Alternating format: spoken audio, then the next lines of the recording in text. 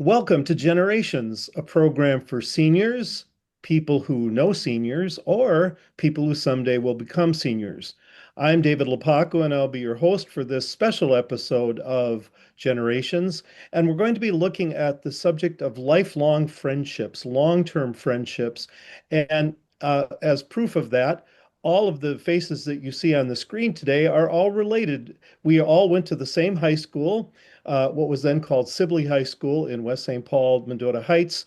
It has been renamed Two Rivers High School. We were all class of 1968.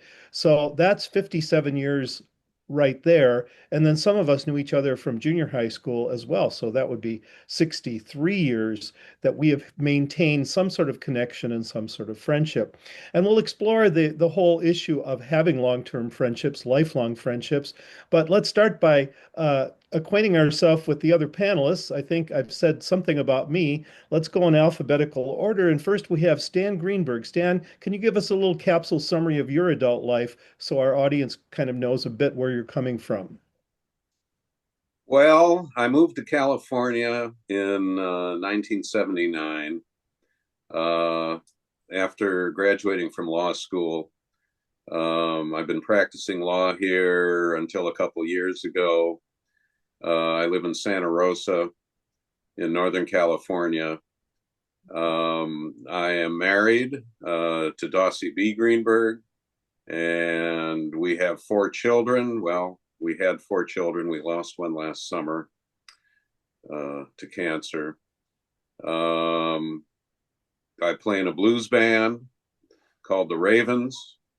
Um, and I serve on a school board, strangely enough. And that's about it. I mean, in terms of a quick summary. Yeah. Well, And thank I've you, Stan. I know one of the things I like about all of us is that we have things you wouldn't expect. And I think somewhere in there, people probably thought, he's in a blues band, really? But I've heard you and I've got your CD, and very good to hear that. Second, we have Michael Rosberg. Mike, tell us a little bit about your background. You, of course, have been a co-host on this show multiple times, kind of a regular, but tell the audience a little bit about your background. Well, I went to college for 2 years to the U of M, and then I bumbled around for 3 or 4 years and ended up working for the city of St. Paul, which was perhaps the most fortunate thing that ever happened to me. I became a community education coordinator and was able to retire at age 58 and then pursue the hobbies I had at that point, which are gardening and photography. And actually, my final position with the city of St. Paul was in senior programs. And as a result of that, somebody raised their hand at a meeting and said, well, up in Duluth, we started a public access television show about seniors. And so we started that, and that's what this show is 20 years later. Generations is just the final extension of that initiative. So it's been a very interesting and kind of fun experience so far. Well, if you're looking for someone to thank for the program Generations, you're looking at him. He is the instrumental force that made this program happen. Thank you, Mike. Then we have Randall Smith, Randy Smith. Tell us a little bit about your background in the last 57 years. Well, I'll try to speed through it. Um, I'm married, a long marriage after actually a first long marriage. Um, my wife and I, my current wife, Katie Trotsky, and I raised four kids between the two of us. We had a house full of teenagers at one point. That was a little like, oh, I don't know, a little like being in a ring with four lions, I think. Um, Professionally, I've been a lawyer since 1975, I think, mostly in public interest fields. I worked for a long time with Minneapolis Legal Aid Society, worked for a long time with the United Auto Workers Legal Services Plan. In the last 10 or 15 years of my career, I spent doing consumer bankruptcy law. Retired about 4 years ago. Okay, thank you very much. And then finally, we have Mordecai Spector, who lived closest to me growing up. He was quite literally a stone's throw away from where the house that I grew up in. And so I used to see Mordecai on the school bus every day. And he had a great influence on me by showing a debate trophy that he had won that weekend and was bringing it back to school on Monday morning. And I said, "What's that?" And he said, "That's a debate trophy." And I thought, well, if he can win one of those, I can do that too, and that got me interested in debate. But Mordecai, what have you been up to for the last 57 years? Well, not much. Well, let's see, after high school, I went to McAllister College with Dave, and then I had a stint as a drug-addled hippie for a number of years, and then settled into journalism. And I'm the editor and publisher of the American Jewish World, the newspaper of the Jewish community in Minnesota. And this summer will be 30 years here at the newspaper. I'm in my office at the Jewish World in Uptown in Minneapolis.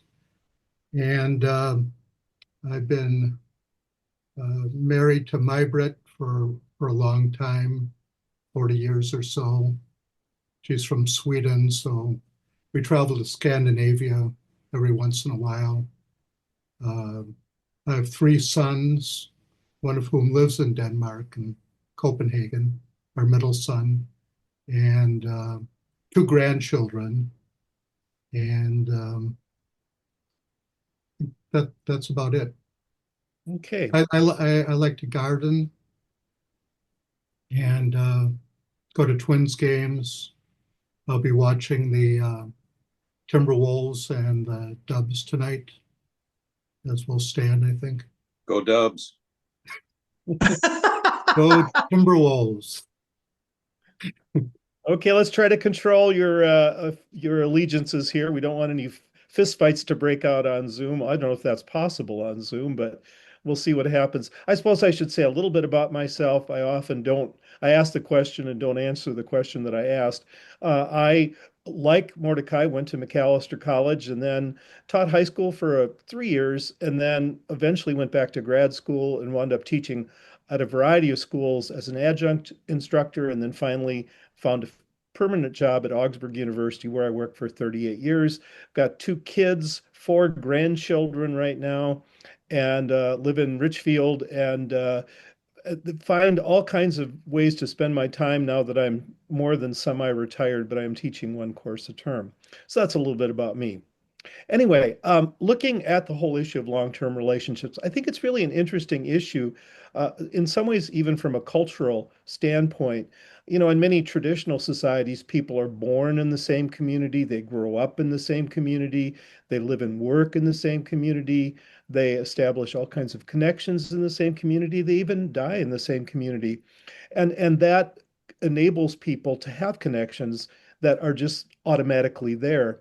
Whereas in the US, we're much more of a mobile society. People move around. They have to learn how to make connections quickly. They may be very superficial, but they have to find a way to connect with other people. But it's not necessarily that deep and lasting connection that you might have in a more traditional society. And so, in some ways, as you see us on the screen here, we're a little bit, we violate the norms a little bit.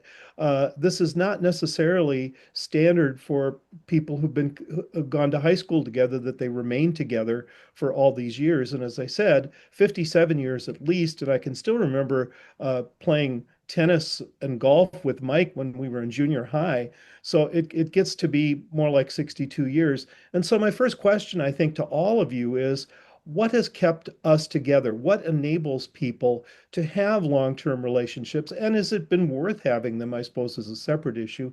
Anybody have any thoughts about that? I Well, do actually. Oops. go right ahead. Randy?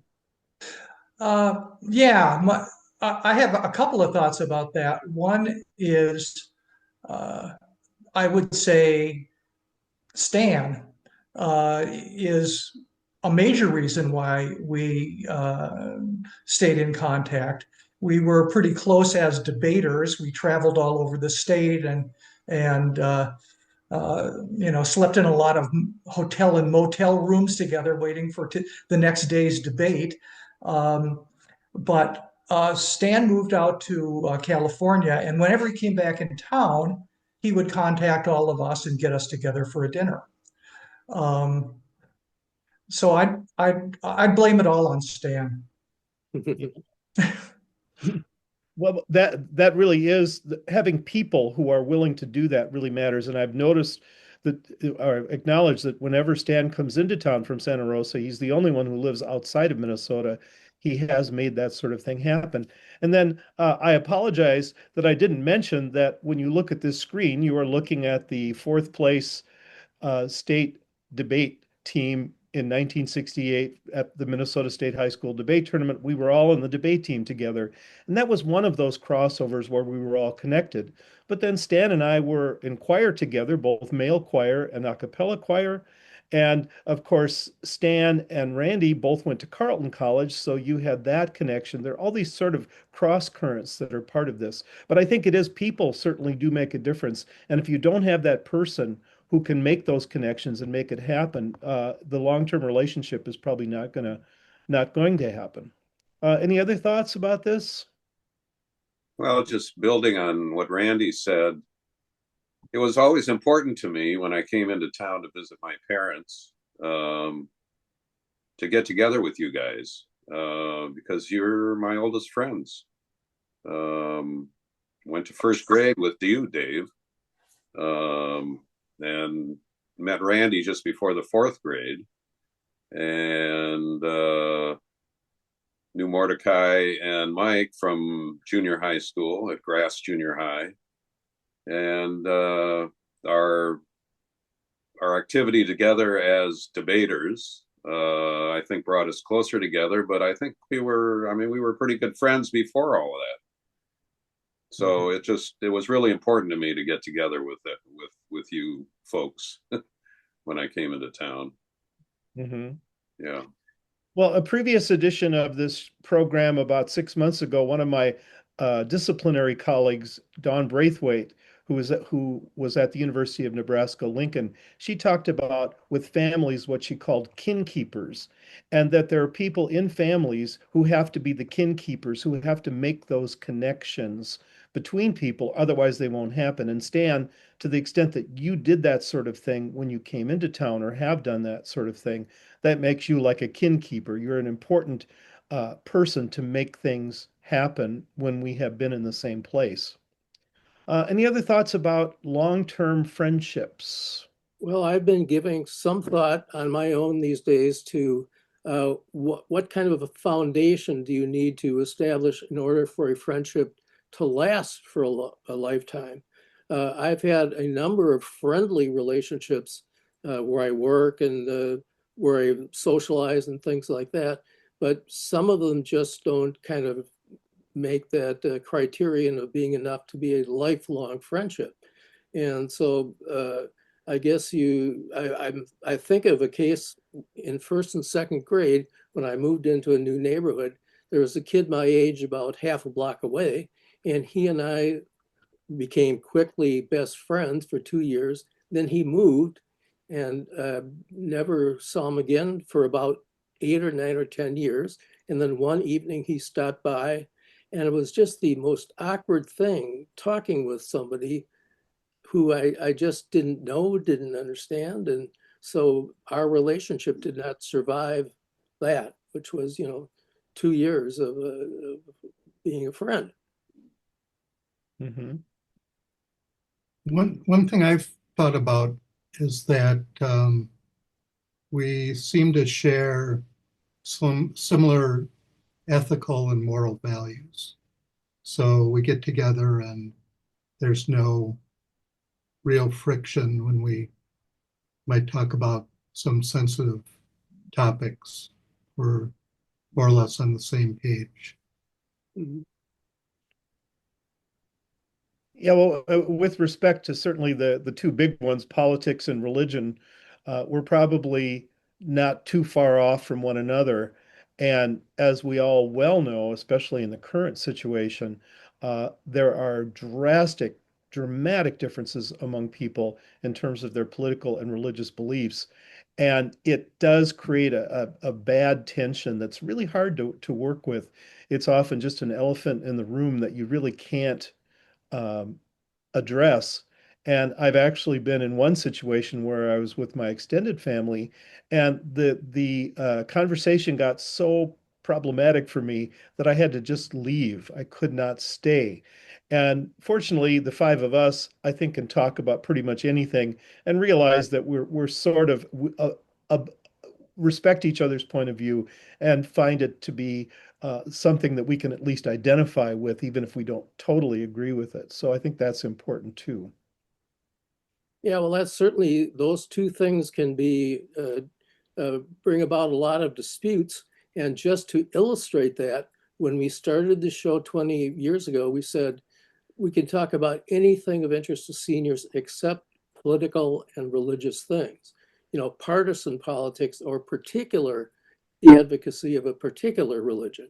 But you can talk in general about those things. But if you start getting into particulars, boy, you make no progress and you just make enemies. So Mhm. One thing I've wondered about is some people seem naturally motivated to want to make these connections and maintain them over the years. And other people, I think, just find it to be kind of weird. And if you approach them, I have had some people I've contacted out of my distant past, and you can just tell they're not quite on board with it. You know, there's something to them that seems odd, or there's no payoff for them. And I've always thought there was a great payoff in being connected to people from your distant past, that it's kind of the tapestry of your life, the fabric of your life, that these are all people who've been part of your world and continue to have an impact on who you are today. And again, I can look at each of you on screen and say, you've had an impact on my life, and I know what that impact is.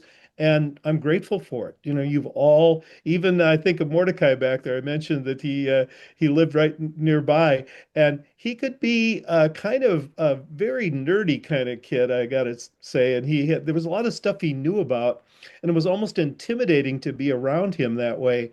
But what it taught me was there's a lot of stuff to know out there, and I kind of got the bug that you could learn a whole lot of different things and be a lot of different things, and he was sort of a role model for that.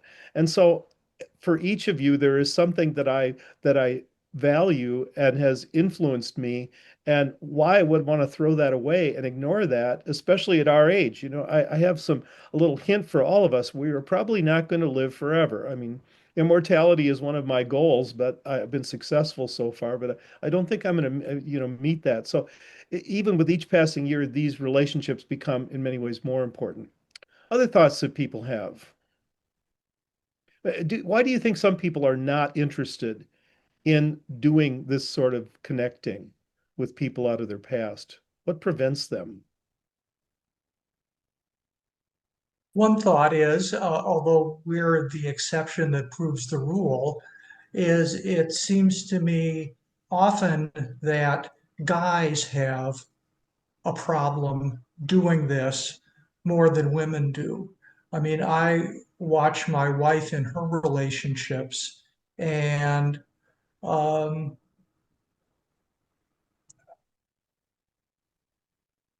don't know whether it's nature or nurture. I think it may be a combination of both, but women seem to be more generally attuned to the importance of maintaining human relationships and to trying to deepen the relationships.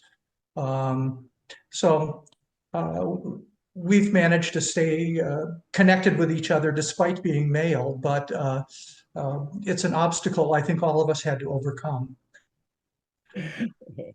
I agree that being male is a handicap in some ways, and I think about Deborah Tannen, who's written a lot about gender differences, and as you're indicating, Randy, women are often into rapport talk, RAPPORT, of developing connections to one another and finding out about their family and their kids and their relationships and stuff like that. Whereas men are into what Tannen calls report talk, REPORT.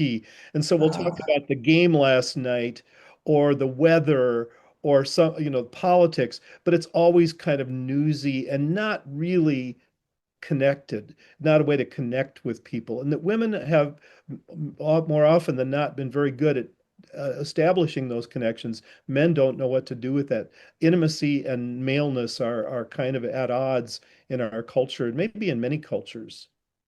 Other thoughts about this? Maybe Oh, we I could think we could go shopping together. Oh God, that would break us all up. I want to acknowledge it's been mentioned that when I came into town, I'd pull the five of us together and we'd have a meal, or well, usually a meal. But when I wasn't in town, it was you guys who kept in touch with me. I think the phone log over the last 50 years would show more phone calls going from you to me than from me to you, which I regret. I apologize for, but those phone calls really were important to me. Um, I always enjoy talking to you guys when I'm not there. And I apologize for the phone calls I didn't return, and I have no explanation for that. Well, that's an interesting thing too, involving communication. That I had a very tight relationship with someone I went to grad school with, a guy who was a good friend of mine for 20 years, and I used to call him 3 or 4 times a week, and we'd have great conversations. We'd laugh, we'd have fun. I probably called him, I'll make up a number here, 500 times. He probably called me twice. And I never understood why he was never interested in initiating that conversation. But as long as he was willing to talk to me when I called, I was fine with that. But I did wonder why he would not be prompted to do that. So I think everyone has to, at some point, play a role in that process. But I'm not quite sure what to make of that when people are unwilling or don't want to choose to do that at all. Other Well, if I could make one observation about why our relationship of five people is stuck together. Uh, we were in school together for 6 years. That's one thing. But we first met each other when we were just emerging from being children into being, I guess, early adolescent. And then we were together for those years. And then as we were 18 and graduating, we were virtually adults. We were at the age of being drafted and going to Vietnam. So that was quite a developmental period of time for each of us. And, I'm sure we talked about all sorts of things back then. And I think that really helped us build this foundation. Mhm.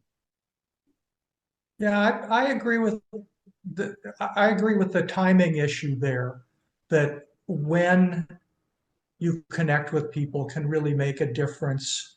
I think it makes a difference as to the strength and the depth of the connection.